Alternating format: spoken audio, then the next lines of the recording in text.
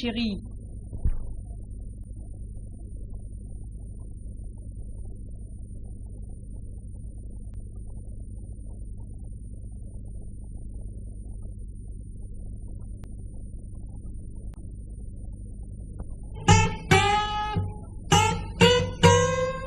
Tourne-toi, petite page, montre-moi ton image. Tourne vite, tourne bien, et lis-moi ton message. Et qui donc peut bien oser jeter tout ça par terre? Ils vont se faire gronder, car la fée les a vus.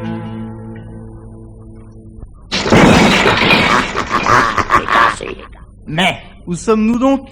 Je croyais connaître cette forêt comme ma poche. Tu oublies un détail. Lequel? Ta poche est trouée. Quand tu ne perds pas tes sous, c'est ta tête que tu égares. Voilà 10 années que tu es bûcheron dans cette forêt et tu trouves le moyen de nous perdre. Bravo, on peut faire confiance à son homme. J'avais pourtant pris soin de baliser notre chemin avec les restes du pique-nique. Qu'as-tu jeté? Une bouteille de plastique, 2 pots de yaourt, une boîte de conserve, un briqueur d'usage et tous les papiers gras. Je crois que tu me bats. Moi, j'ai juste jeté mon tube de rouge à lèvres vide. Il faut que je pense à en racheter. Je trouve que j'ai une mauvaise mine en ce moment. Pas du tout, ma chérie. Je te trouve très en forme. Aussi belle qu'à notre mariage. C'est normal. Je n'ai pas d'enfant qui me fatigue. Je serais si heureuse d'avoir un bébé. J'aimerais tant avoir de l'occupation. Ça m'épuise rien que de t'entendre. Viens, ma petite femme, dormons un peu. Les amoureux s'endorment aussitôt et rêvent d'avoir 2 enfants. Soudain, surgissant au-dessus de leur tête, la fée amour apparaît. Elle les révèle sans scrupule. Salut les amoureux. Alors, on fait un petit somme? Qui es-tu? Tu nous as fait une peur bleue. Je suis bûcheron dans cette forêt. De quel droit empiétines-tu le sol?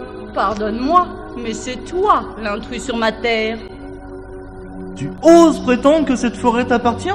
Elle est à moi, ainsi qu'à tous ceux qui respectent sa flore. Toi, bûcheron, tu abats ses arbres et jettes sur son sol plein de détritus. Quant à toi, femme, tu ne vaux pas mieux que ton mari. Vous êtes tous les deux de lamentables pollueurs. N'est-ce pas, les enfants, qu'ils sont dégoûtants, ces 2 adultes-là? Je suis sûre que vous ne jetez jamais rien par terre. La nature nous fait vivre. Si nous la détruisons, nous mourrons avec elle. Retenez bien cette règle d'hygiène.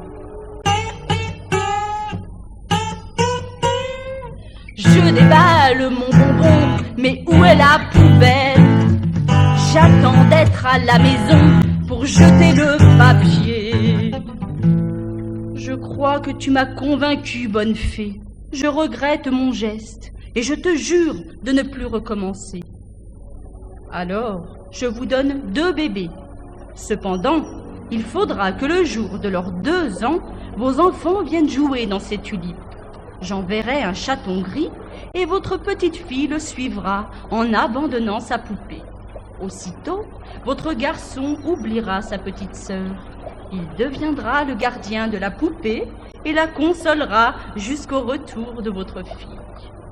Mais quand nous rendras-tu notre fille? Le jour de ses 6 ans. Ces 4 années séparées de notre enfant vont être très longues. Mais si tu nous promets que personne n'en souffrira, nous acceptons. Seule la poupée sera malheureuse.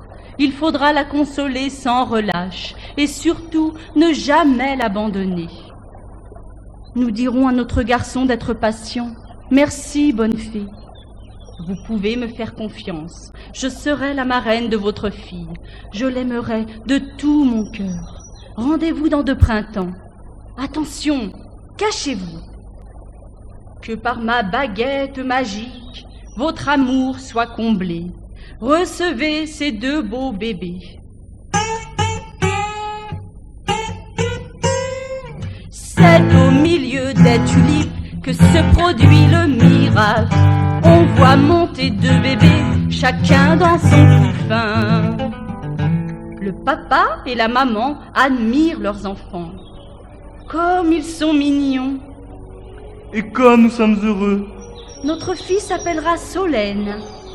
Notre fils s'appellera Tristan. Ne sens-tu rien, chérie? Comme une odeur.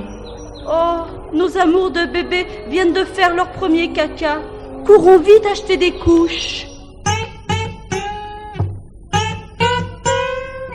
Tourne-toi, petite page, montre-moi ton image. Tourne vite, tourne bien, et lis-moi ton message. Tristan a bien écouté jusqu'à la fin le joli conte, et la magie de l'histoire le plonge dans le rêve. Comme l'avait dit la fée, Solène et Tristan se sont séparés sans tristesse le jour de leurs 2 ans. 4 années plus tard, Tristan se retrouve fils unique. Papa et maman, faites-moi une petite sœur.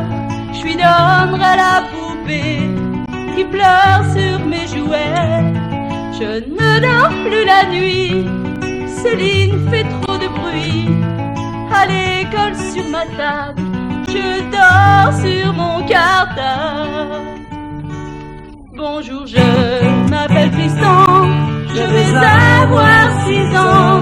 Je vis seul avec mes parents dans un village de province. J'aime bien ma jolie maison, ma chambre bleue et mes jouets. Et lorsque je m'ennuie un peu, tout seul je chante des chansons. C'est sur le chemin de l'école que je retrouve mes copains, et nous partons en course folle pour voir qui sera le premier. Mais le soir au fond de mon lit, quand la lune éclaire ma chambre, quand il n'y a plus de bruit, dans ma tête il y a ce rêve. Je m'invente une petite sœur pour m'amuser, rigoler, et je lui donne la poupée qui pleure au fond de mon panier. Pourquoi poupée, es-tu si triste? Les larmes vont et tes joues. Même Riou, le petit clown, voudrait te rendre le sourire. Alors pour mieux te consoler, je me lève et viens te chercher, te coucher dans mon petit lit. Riou n'est pas content du tout. Papa et maman, faites-moi une petite sœur. Je lui donnerai la poupée qui pleure sur mes jouets. Je ne dors plus la nuit, Céline fait trop de bruit. À l'école sur ma table, je dors sur mon cartable. Ah non, j'en ai assez. Vous avez vu les amis? Tristan m'a encore pris Céline. Pourtant c'est un garçon. Tristan est une fille, il joue à la poupée, tralali la l'air. Si tu crois que tes moqueries me gênent, tu te trompes. Je vais juste te corriger un peu. Tiens, prends ça. Bon, bon, bon, bon. Arrête Tristan, ou je dis à tous tes copains que tu joues à la poupée. Toi, tu n'es qu'un mauvais clown, même pas capable de faire rire Céline. Ce n'est pas de ma faute si elle ne sait pas rigoler. Peut-être que les enfants du public auront la solution. Tu ne vas quand même pas leur demander de remplir ta mission. C'est à toi de trouver le truc. Le voilà le truc. On va la chatouiller un peu. Ça ne marche pas. Recommençons. Assez, vous êtes méchants et sans pitié. Oui. C'est vrai, Riou. Tu n'as pas de cœur. Tu mérites encore une tranche. Tiens, prends ça. Bon, bon, bon, bon, bon. Tu étais pourtant d'accord avec moi. Pousse-toi, Riou. Céline veut dire aux spectateurs pourquoi elle est si triste.